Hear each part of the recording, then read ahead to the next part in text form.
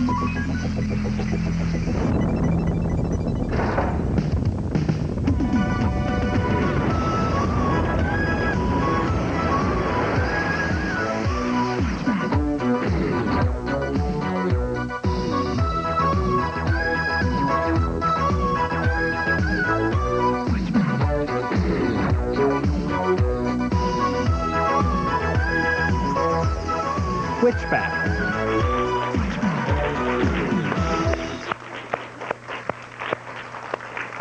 Good morning, Saskatchewan. We've just got a crowd packed in here this morning for our exciting show number 14. There they are. Let's give them a hand there.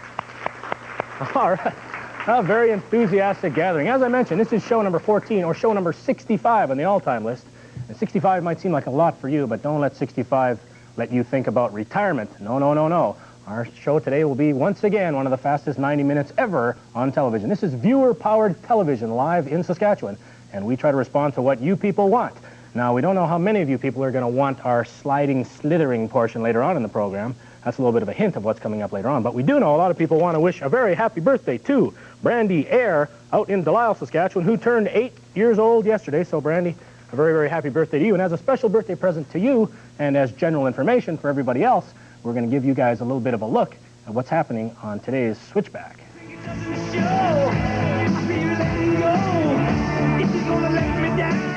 Roger Daltrey gets a little help from Bryan Adams as he belts out "Let Me Down Easy."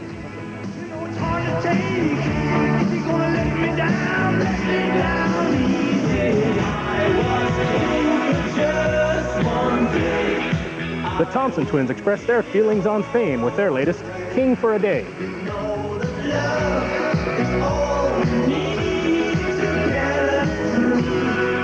I never heard of a tarantula in this part of the country. I say, what's going on? It's a case of mistaken identity as we conclude the two-part Get Smart. What is that terrible smell? Horseradish? Horseradish? Smells more like a tarantula.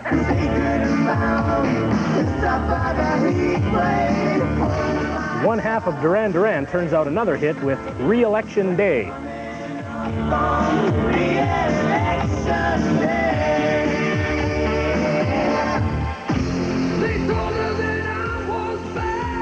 And Dee Snider proves again that when it comes to ridiculous, he's leader of the pack.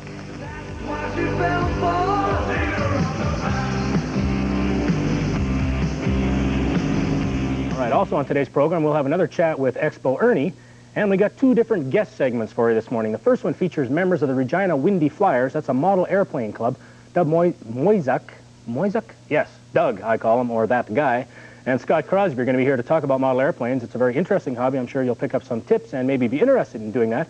And also, we're going to slither and slide through someone who we've affectionately called the Snake Lady. Actually, it's Diane Secoy, and she's here and has some snakes. So if you're a little squeamish about snakes, don't worry, you're at home, and I'm the one that has to be here really close to snake stuff. Now, last week, we had a chance to visit with Dennis Wendell and other members of the Saskatchewan Fencing Association, and we found out that while they're doing their stuff with fencing, there's actually 3 different types of weapons used in fencing. So that was our contest question. I'll reach down here to the bottom here and pull out 3 winners for our contest. Dear Bill, the answer to this week's contest is epee, foil, and saber. That is correct. Those are the 3 weapons. Jonathan McCaslin here in Regina. You're our first winner, Jonathan. Down here, pull out another winner. Ooh, a small one. Dear Bill, the 3 weapons are the foil, the epee, the saber. That's right. Natalie Preakshat. I think it's Preakshat, something like that. Natalie's in White City, Saskatchewan. And our third winner, who will win, I guess, the Stratego game this week. This one is Jason Monas in Regina, foil, saber, and epee. Let me get this Stratego game here for you. There is the Stratego game that those people shall win this week, all 3 of them. All right, well done on the contest, everybody. We're going to kick things off now with a pretty good-looking video. Actually, this is one done by Roger Daltrey, who was the lead kick with the band The Who. This time he got together with Bryan Adams. Did I do that right? Yes, I did. All right, let's calm things down and let me down easy.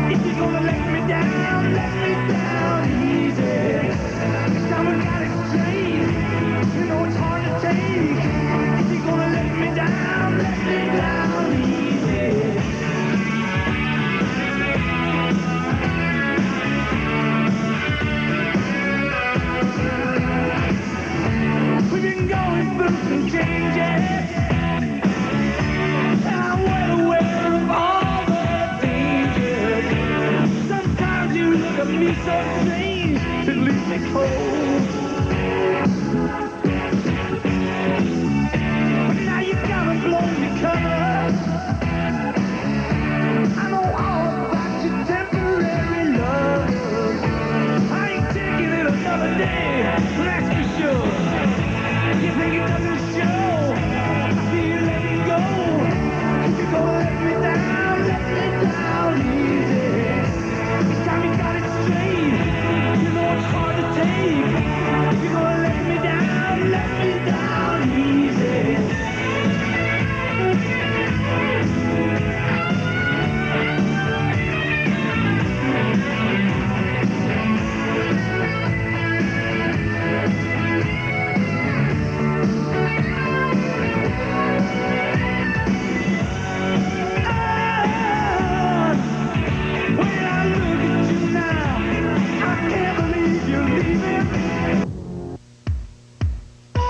Welcome back, Saskatchewan. You know, this summer it is estimated 4 million visitors are going to go through Expo 86 in Vancouver.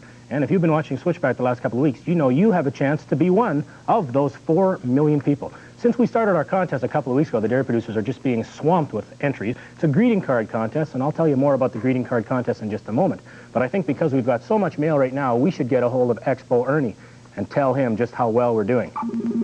Hi, Bill, it's Ernie. Hi, Ernie. How's the chicken? Good. Has he entered the contest yet? Sure has. How are the entries doing? Any more cards? Yeah, we're getting tons. Boy, these people at dairy producers sure are busy with all these entries. I'm busy too. Gotta run. So long. Okay, so long, Ernie. We check back with Ernie just about every week, and Ernie's pretty excited because our contest is going so well, and we're excited because it's going so well. Now, the idea is to come up with greeting cards that can be handed out to people from all over the world when they come to the Saskatchewan Pavilion at Expo. It's something that you can be proud about in your province. I love Saskatchewan because of the winters and I can skate in toboggan. Or I just love the wonderful prairie sunsets. Whatever you love about Saskatchewan and are proud of, you display that in a greeting card. Now, if you want to see what some of the winners look like this week, we have 25 winners to show you. And these people have entered and won this week's prizes. Bobby McNeans, there it is, sort of a greeting card. Look at that, Sheldon Stang, beautiful, beautiful card. There's Colin Weed. Now, some of you people have been wondering whether or not you could enter our contest more than once. And yes, you can enter more than once, although each entry must be an original greeting card. So you're not allowed to photocopy cards and send in more than one. As long as you have an original greeting card, you can enter 10, 20, 50 times if you would like. Now, as I mentioned, these are our 25 winners from this week. Each week, we have 25 winners who then go back into the draw, which will be held middle of February, and have a chance to win one of our 4 grand prizes, which is a trip to Expo 86, airfare, 3 days accommodations, and a 3-day pass to get into Expo 86. So it's a great chance for you folks to get to Vancouver this summer, and all you have to do is come up with a greeting card bragging about your province. Of course, some of the other benefits are once your greeting card is handed to someone from another country, there's always a chance that you could inherit a pen pal, maybe someone from Australia or somebody from China, and you can write back and forth throughout the summer. It would be great. There's Cynthia Weir's greeting card. These are just drawn at random from the pot. 25 winners each week. Chris Lysak, I believe that is. There's the Expo 86. Good day, Saskatchewan. How are you? Lisa Knight. And there's Shelley Tarara, which is looking very good. And there's Casey Compton. I believe Casey is our 25th winner. Now, each one of those 25 people whose cards you have just seen will win a toque from the dairy producers who are sponsoring this contest, as well as a lapel pin from the Expo 86 Corporation. We're going to zoom in there. A young friend of mine, Melanie, has volunteered to model our wonderful toques for us this morning. Melanie, you're just doing a great job. Thanks very much. You can hold it, Melanie. Hold it. Hold it. Have a seat here. You probably think you're going to get away with that toque, don't you? Give me that toque. Did you enter the contest? Oh, well, if you don't enter the contest, you're not going to win the toque. All right, really quickly, here's the deal. Come up with your own greeting card, normal greeting card size, and have a picture on the front and telling a bit of a story through your picture or through words that say what it is you're proud about Saskatchewan. Make sure that that card includes your name, your address, your postal code, your age, your phone number, all the details about yourself right on the card. Also, on the envelope itself, we need to have your name, your address, and your age on the outside of the envelope. That way, the dairy producers, people can get them all in their drum and draw out the winners. They'll pick 25 each week, as I mentioned, but all the names go back in the pot. The middle of February, we'll pull out the 4 grand prize winners. Okay, once you've got your greeting card together, you send it to this address, and it is a special address only for this Switchback contest. It's the Expo 86 contest, and there is the address. Dairy Producers, Post Office Box 560, Regina, Saskatchewan, and the postal code is S4P3A5. Okay, now don't forget, that's a new address specifically for this contest. I'll try to give you that address again later on in the program, so just for the greeting card segment, that is our new address. Thanks again, Melanie, for helping out with the hat. Now, last week, we started the first half of a two-part Get Smart. Now, Maxwell was impersonating the King of Corona. It's kind of a crazy and confusing thing. I think it's time now to get to the exciting conclusion of our two-part Get Smart right now. Thanks.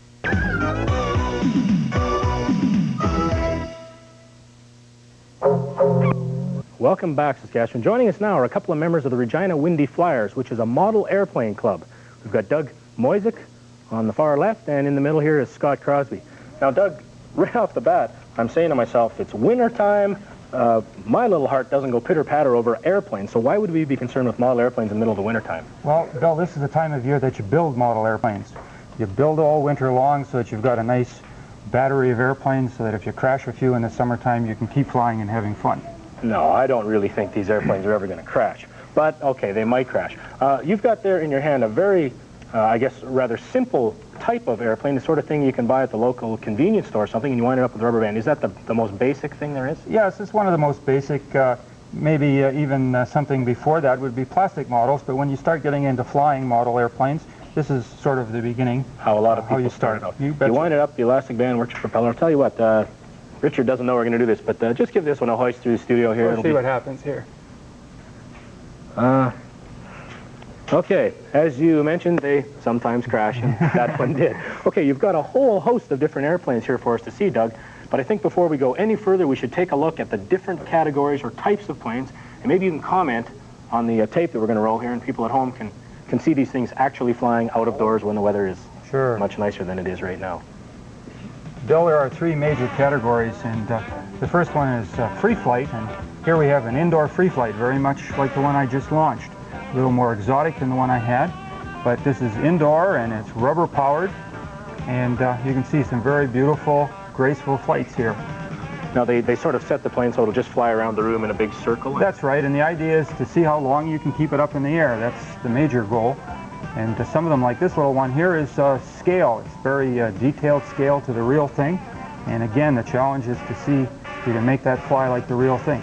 Now this is free flight, rubber powered as well, but outdoor, and you can see it's a much bigger model, and it's struggling here because it's scale. It doesn't fly all that well, but he gets a little distance in, and that's quite an accomplishment. And here's another one. Scale model airplane, rubber powered.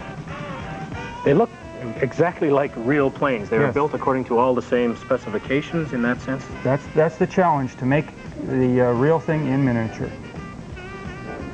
Now we're into pretty fancy. Yeah, we're into the second major category here, which is U-control. The plane is on two steel lines or Dacron lines and goes around and around. This one is a ducted fan powered type jet. Here's a 4-engine job. He might have more than two lines on that. He might have another one to control the engines. So on the U-fly category, you basically stand in the middle and the plane flies in a big circle around you hooked onto these little cables. That's right. Which is more, I guess, you have to have a skill to learn how to do that. Yes, all these things require practice, and that's why clubs and things like that are a good thing to belong to, because someone who already knows how can help you through the learning stage. Now we're into radio controlled here, a big twin engine job here, beautiful looking scale model airplane, and these are flown without the use of wires or anything. And here's a fellow with the transmitter flying that airplane. So he would adjust his controls and actually just control the plane on its own? That's right. How far away could that plane go and still receive the signal? It can go out of sight, Bill. If you can't see the airplane, you can't fly it, and the radio will work at least that far. Holy mackerel. Now this is a very interesting looking plane here. Beautiful, isn't it? This fellow won the world championship in scale radio control model airplanes several years ago in England. And here's a World War II bomber type airplane. And here we have a sailplane or glider. This one happens to be a scale glider as well. And you can see the beautiful, graceful maneuvers that he's doing there. You can do anything with models and more than you can do with real airplanes, Bill. Okay, why do you say more? Well, because we can subject our models to more stresses. Here's a beautiful jet fighter. We can subject our models to more stresses than the human body can take, and therefore they can perform better. Oh, look at the size of that. How big would that plane be? Well, that's about a 10-foot wingspan, Cessna 310, twin engine. Just a beautiful flying airplane, as you can see. When I see that plane go by, it looks like a real plane in the air. No doubt they could use things like that in movies or to... You bet, and they're used in movies a lot of times. Okay, now you can see, Doug, I've spent quite a bit of time working on my own. This is the chicken-powered biplane here that we've made here. Actually, Hector made this. It's a dandy-looking airplane. No, I'm not going to launch it. I got a feeling Well, we have a saying, if you put enough power to anything, it'll fly, Bill. You can fly bricks, I guess, if you've got the right kind of thing. Well, let's take a look here. First of all, a lot of people in the wintertime are going to be building them, Doug, so let's grab one here that's partially assembled or in the process of being built anyway. Okay. This is a model that's about half built. You can see the open structure of it, the ribs and the spars and that sort of thing. And of course, the next step will be to cover this with a material, usually an iron-on plastic type material, which will give you a nice shiny colorful finish. And very light. What sort of wood is that? That's balsa wood, and that's the main thing that's used. It's very light. It's the strongest wood for its weight that there is. Okay. Doug, maybe some of the folks out there have some questions. I've got a ton of questions, but I'll let them have a few too. So if you have a question of Doug or Scott on model airplanes, give us a call right now. You know the usual phone numbers. Okay, that would be putting the thing together. That happens a lot in the wintertime. This is, I believe, a U-flight because it's got the cables on the end here. Maybe we can point this around here and show these. Yep. This is what we call a U-control, Bill, and this is a little more advanced one, a little bit bigger than what one would start with. But you can see the engine, propeller, and the tank here for the fuel. And then you have the hold of the two controls on the end. Okay, there's two controls here. And if you pull and push, it makes the elevator here go up and down. And as you're going around in a circle, that's what makes it climb and dive and do loops and wing overs and fly upside down and all those kind of things. Okay. Okay. One of the things, maybe I could get you, Doug, to go over there and grab that glider, and Scott, I'll ask you a couple of questions. How long have you been involved in this sport? I've been doing this for about 8 years now. Did you get involved with friends or family, or how did you? Well, actually, no, my dad bought me for my 9th birthday present a remote control airplane, and so that's how we got started. And do you really enjoy it now? You're out there I love it. Quite often? Oh, yeah. Thanks for getting the glider there, Doug. One of the things I thought was interesting in the tape that we saw, there's this glider doing all these amazing moves. Of course, it doesn't have an engine, so how does this glider get up into the sky? Well, we have a great big elastic band, Bill. What we have is 250 feet of surgical rubber tubing, and then we put about 500 feet of nylon fishing line on that, and you spike one end down and pull it tight and stretch it out about double its length, and there's a hook on the bottom of the glider that you hook onto, and then you let it go, and the rubber band pulls it forward, and you hold full up elevator so it goes up kind of like a kite until it gets up as high as it can, and then the hook falls off and it's free to glide just like a real glider. So it goes up like a giant slingshot. Right, looking for thermals to stay up longer. Thermals, yeah, that's thermals. What you put coffee in, it keeps it warm. Yeah, right. All right, let's grab some calls here. Good morning, welcome to Switchback. Hi, my name is Jeff Lothe from Saskatoon, and I was wondering how much do materials cost? Okay, Doug, how much would the materials cost? I suppose there's a wide range. What would be a basic starter kit? Yes, well, you can start with something relatively simple, like these type of models. They're rubber-powered, wind-up type things. They start in the neighborhood of a few dollars and go up.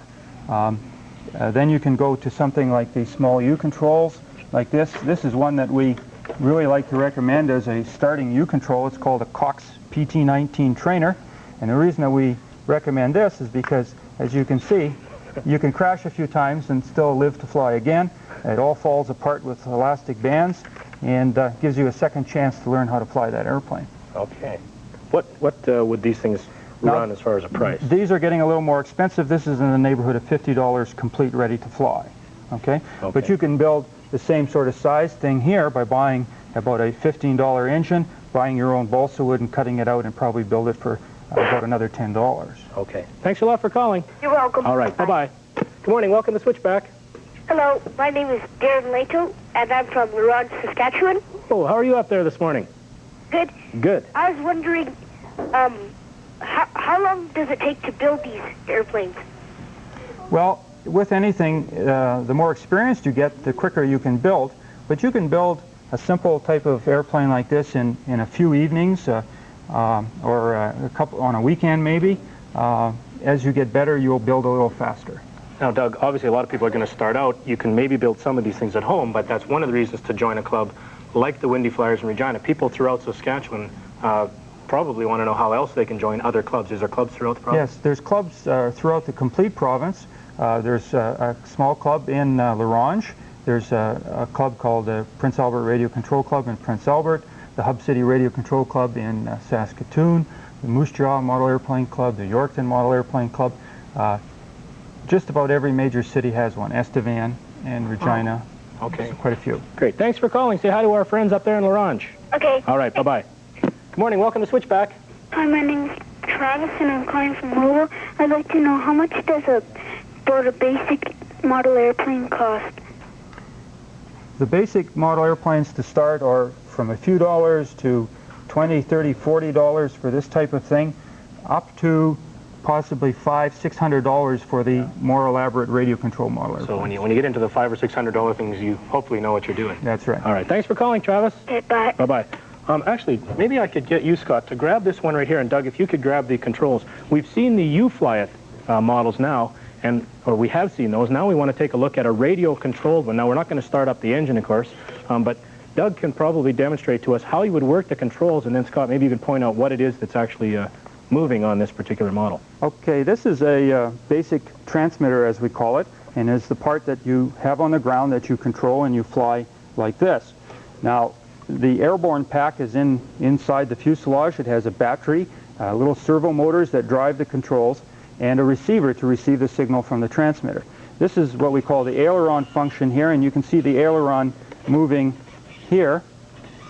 Okay, you see the aileron moving there. And the second, okay, that causes the airplane to tilt or bank. Then we have the elevator control, which works the elevator here, and that makes the airplane go up and down. Right at the far back of the plane there going up. Okay, so that makes the plane climb and dive. Drags the back. Climb and dive. Okay, now how about steering the plane right or left? Okay, now steering right or left is basically accomplished with the rudder up here and on the ground with the steerable nose wheel, which is also turning at the same time. Look at this. Okay, and that's for basic ground steering. Once you're in the air, you mainly use the ailerons and the elevator to fly the airplane. There are other features on the radio if you have more elaborate aircraft. You have switches for things like retractable landing gear, for flaps, lights, that kind of thing. So you it can just gets more and more. Yeah, your imagination is the limit on what you can do. Okay, Doug, I'm going to grab one more really quick call. Can you grab the best looking plane you've got here, the biggest, most deluxe model, and have a real quick look at that. Good morning, welcome to Saskatchewan and Switchback. Hi, my name's Corey Frankert, and we have a friend who lives in Redverse, and he has about 15 remote-controlled airplanes. He built them all. Right. And right now he's starting to build it's supposed to be a jet remote-controlled airplane. And I think it's fan-controlled in the back. And he also has some sort of jet motor up at his house. And, like, it's so loud that all the windows out of the house. Holy mackerel. Jet-powered planes? Yes, they're not pure jets. They're what we call ducted fan build. They use the same kind of two-cycle engine, and it drives a little fan unit, which provides the propulsion. Okay, Scott, step right up front here. Let's get a quick look. This is the most deluxe model you have. What's this one cost, Doug? Well, this one is getting pretty expensive. The kit itself, to build it from, is probably only in the neighborhood of $100, $120, but it's the time and the hours and all the extra things like the paint and whatnot. This is a beautiful scale P-51 Mustang. It flies extremely well and looks so real. It has retractable landing gear, it has flaps, and throttle and engine control. It's a real beauty. All right, it certainly is a beauty. Thanks very much, Doug and Scott, for visiting with us this morning. I think I'm going to go buy a kit and promptly crash as quick as I can. All right, we got to get now to a group that call themselves the Thompson Twins, which is rather odd considering there's three of them, and they're obviously not even related. Let's take a look at that. Boy, oh boy, there's a lot of really amazing.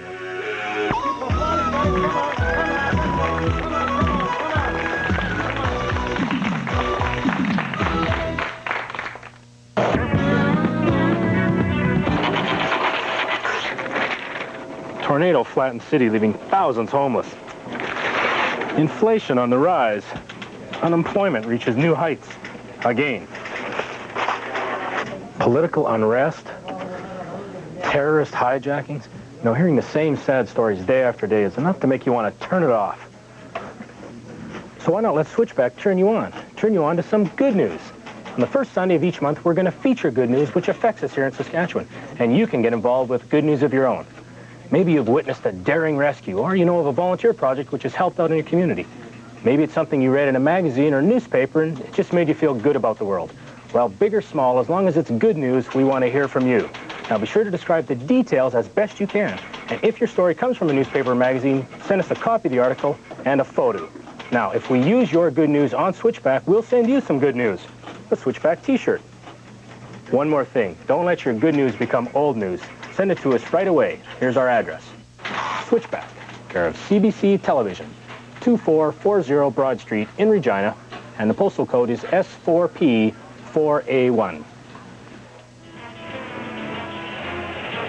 Oh, hi. Just checking out some good news here myself and hoping that there's some good news in store for Maxwell Smart. Let's get to the finish here.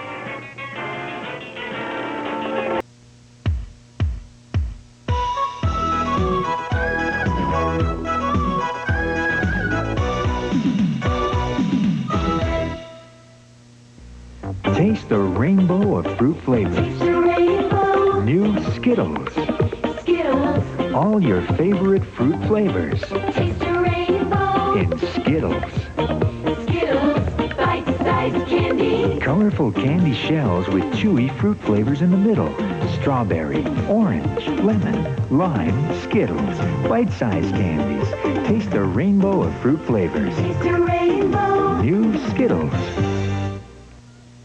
Hey, tempt your tummy? I like my cereal. But your tummy needs tempting with honey and nuts. We're gonna tempt your tummy with a taste of nuts and honey. It's a honey algodote. It's Honey Nut Cheerios. A tummy-tempting part of this nutritious breakfast. This is really good. Crunchy, too. B, you've got one honey now. Honey Nut Cheerios. Every weekend in January is super special with super savings at your Kentucky Fried Chicken store, because every Saturday and every Sunday this month, you can pick up a bucket of delicious Kentucky Fried Chicken for only $9.95. That's good food, great value, super savings at your Kentucky Fried Chicken store. A bucket, $9.95. It's a great reason to visit Kentucky Fried Chicken. It's our taste that makes us famous. Kentucky Fried Chicken's the one. Regina Motor Products, Hawaiian Sunset. Warm up to the indoor car sale of the year, the 13th annual Regina Motor Products Hawaiian Sun Sale.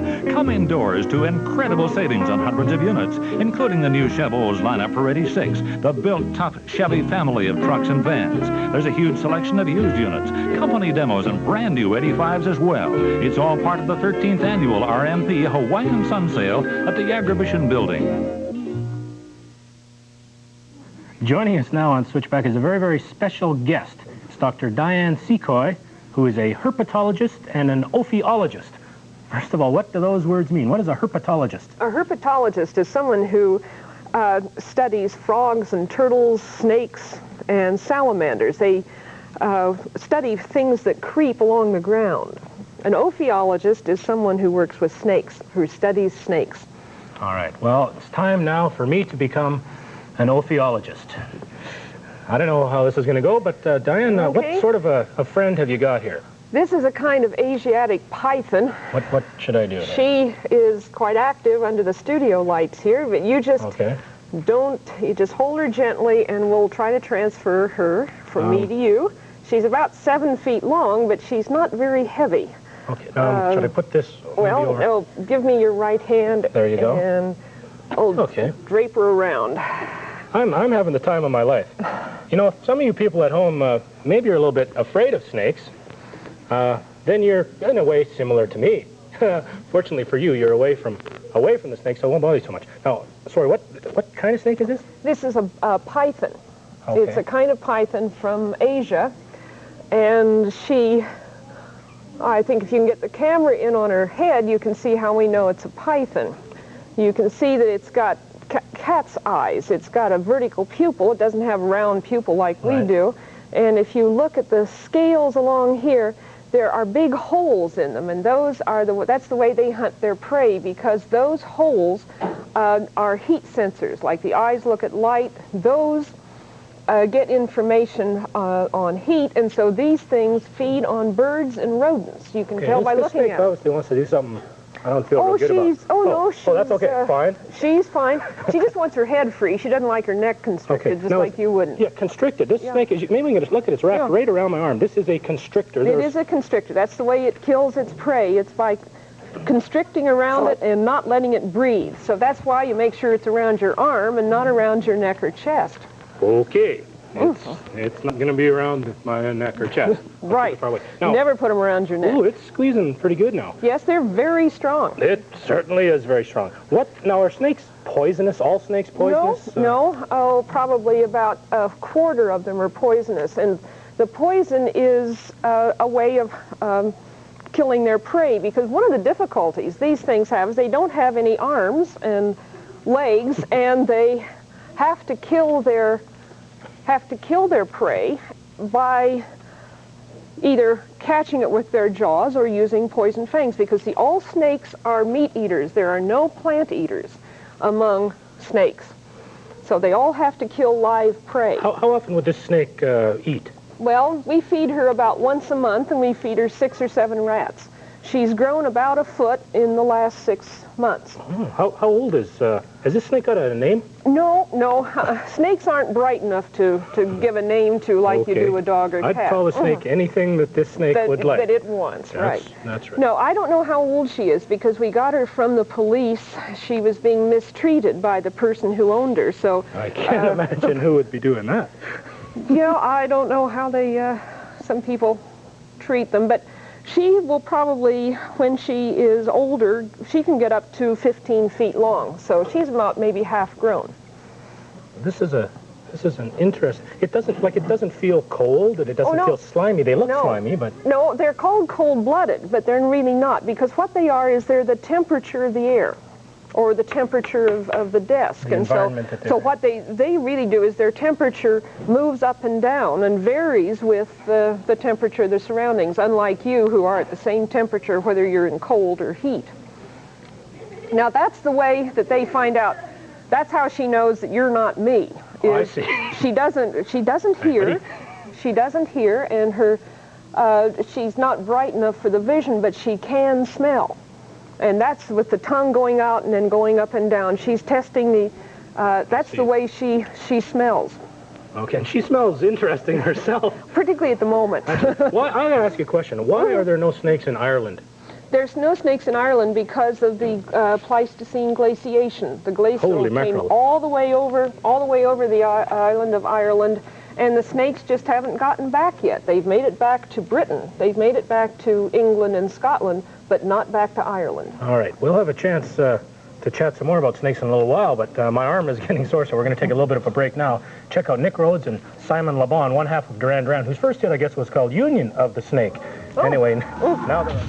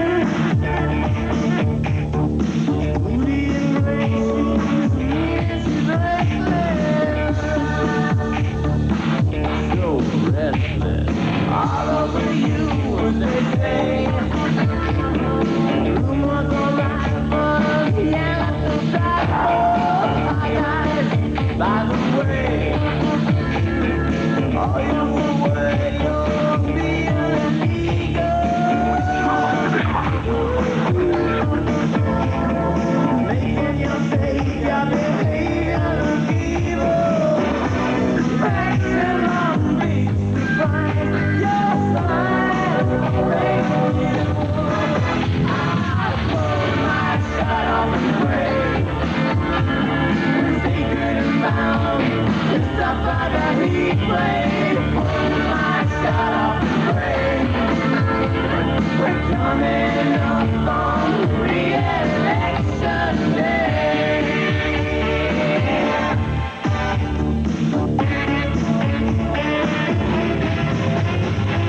Letting my love down the way. Your invitation, stretching my body. Darling, you were to play. Maybe we have more playtime and money.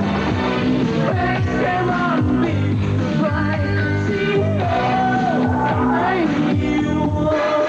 I'll pull my shot off the brake. I'm saving myself. The stuff of the heat wave. Pull my shot off the brake. We're coming up on re-election day.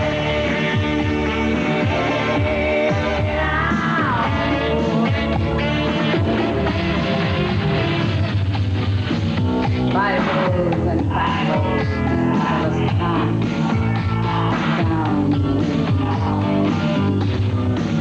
Put up murmurs, sounds, days and times slip away.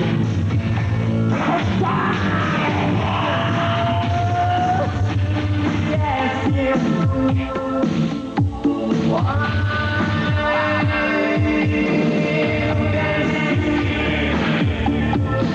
Could be my election day. Make them all mix right. You know, thank you. Pull my shot off the brake. Sacred down, the stuff of the heat wave. Pull my shot off the brake. We're coming up on re-election day.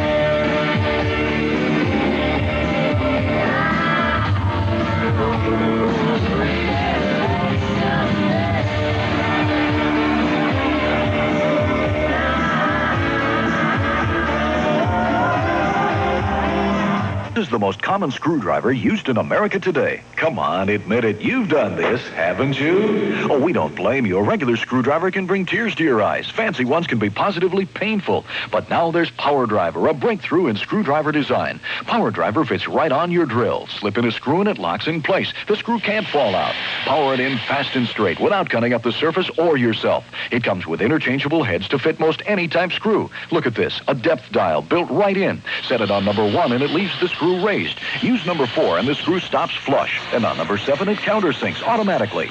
8 different settings you can dial and the screw is released at the depth you select. It's foolproof, fast, and so simple to use. With tiny screws like these or this monster that would twist your wrist off the old way. Power Driver just powers it in. Even solid oak is a cinch for Power Driver, not like your old blister buster. In Formica, it socks up without scratching up the surface, and even works on metal. There's more. In masonry block, it's sensational. No plug needed, no pilot hole to drill. Try that with your old screwdriver.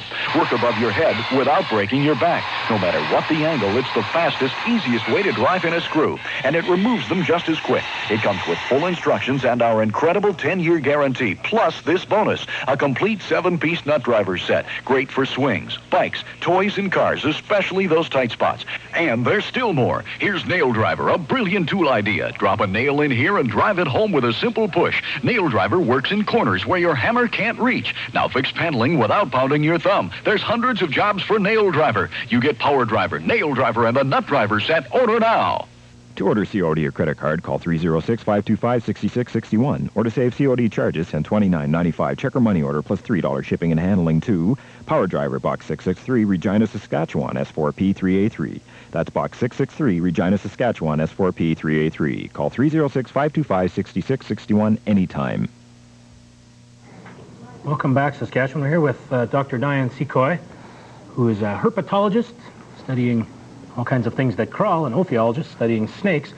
Now, Diane, you've brought with you also some salamanders. Now, they look a little more familiar, I guess, to us here because salamanders are things that exist in Saskatchewan naturally. Yes, and this is the local salamander. These are 3 adult tiger salamanders. They're sometimes called lizards by people in Saskatchewan. But you can see this has a soft skin. This is the only salamander found in Saskatchewan.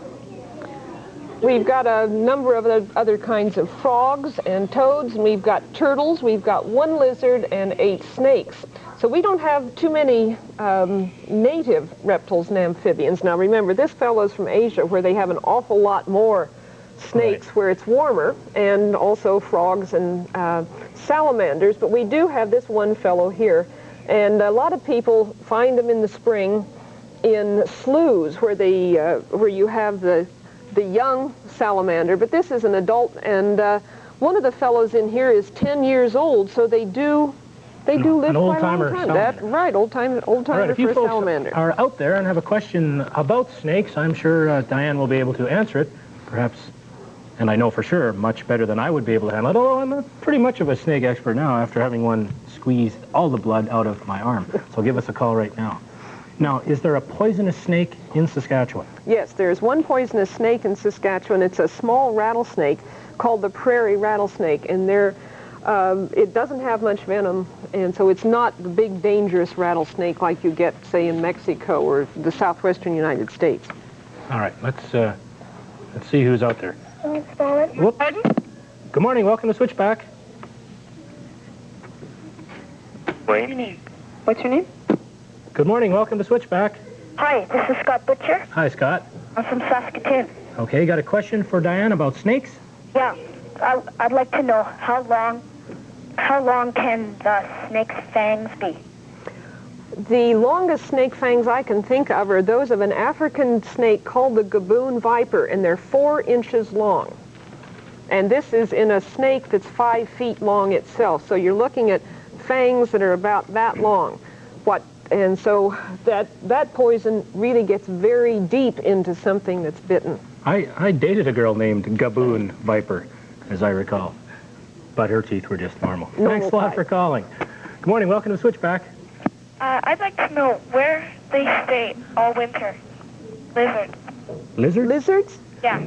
They burrow in soil. All the animals, if you're talking about the ones found here in Saskatchewan, they all have to go below the ice line, so they tend to burrow in the soil under ponds. Oh. Thanks for calling. Good morning, welcome to Switchback. Hello, my name is Garrett K. And a snake you got there? Pardon me? Yeah? Snake, what is the biggest thing you could eat? How big do snakes get? Now, what's the biggest thing a snake could eat? Oh, what's the biggest thing a snake could eat? A very large snake, someone that's 30 feet long, can eat an alligator, or it can eat a human being, or they can eat a leopard or a big baboon. In other words, something about 150 pounds. But those are 30 feet long and very large around. That's not going to be our problem. And they're not around here. Long time to digest it, wouldn't it? Yes, it does. It takes a very long time to digest, and it depends upon how warm the animal is, because they digest things more rapidly if they're warm, like you are. Thanks for calling. Bye-bye. Good morning, welcome to Switchback. How big do the salamanders get? This salamander can get a little larger, but this, if I pick the biggest one up here, that's a large size for this animal around here, and that thing's about 10 inches long. Okay? Thanks for calling. Bye. All right, bye-bye.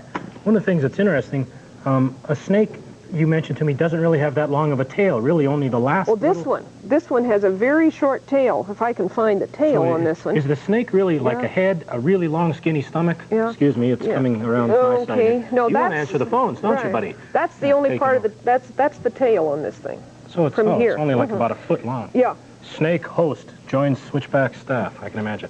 All right, if you folks have been paying attention, and no doubt you and I both have been paying a lot of attention, here is our contest for this week. We want to know what you call someone who studies snakes. Now, we don't mean Dr. Diane Secoy. We mean, what is the official name for people who study snakes? Okay? And while you're answering that contest, you can always send us your ideas for In the Know, your ideas for weird characters, or even some good news. Write those things down and send them to us. Here is our Switchback address. Switchback, care of CBC Television, 2440 Broad Street in Regina, and the postal code, everyone knows it, S4P4A1. Holy mackerel. Thanks very much, Dr. Diane, and thanks to the snakes and salamanders and everyone else. We're going to be back now in a couple of minutes with Twisted Sister.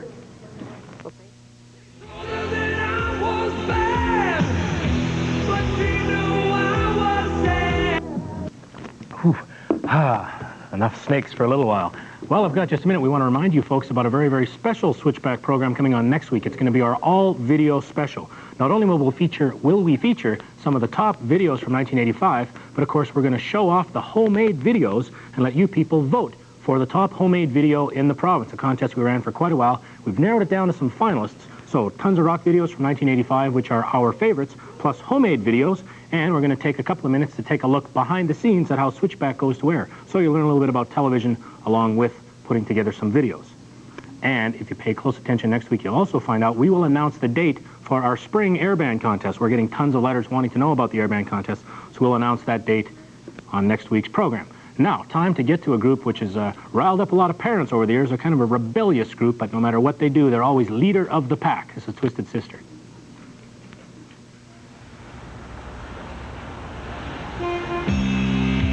She'll be back.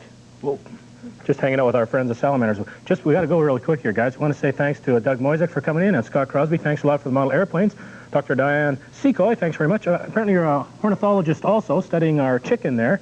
I'm busy studying our little salamander here. Don't forget our contest question this week. What do you call someone who studies snakes? Write that down and send it to us. You know our address. Also, our greeting card contest will continue. Next week, our all-video show. Thanks a lot. We'll see you guys later. Have a great week.